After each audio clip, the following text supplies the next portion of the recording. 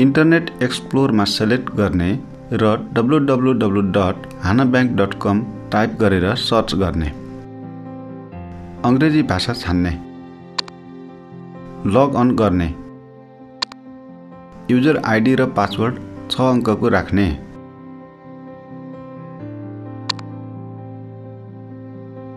Certificate centre select गर्ने।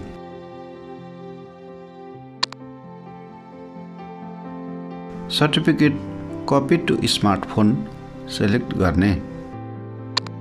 Certificate password राख्ने ठाउँ आउँछ 8 वा 8 भन्दा बढीको अङ्क र अक्षर मिलाएर बनाइएको पासवर्ड। अब 2 वटा खाली कोठा आउँछ। यसमा मोबाइलमा देखिएको 8 वटा अङ्क राख्ने र ओके गर्ने र पुनः देखिएको कोठामा सर्टिफिकेट पासवर्ड राखेर ओके गर्ने। त्यसै गरी मोबाइलमा पनि। मोबाइलमा हाना एन मिनिमा सेलेक्ट गर्ने र सर्टिफिकेट पासवर्ड राख्ने। जुन सर्टिफिकेट पासवर्ड ल्यापटपबाट बनाइएको हुन्छ।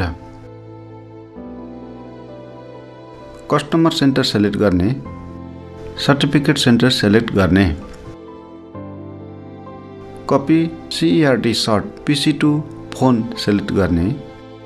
मोबाइलमा देखिएको 8 अङ्क कम्प्युटरमा राख्ने। नेक्स्ट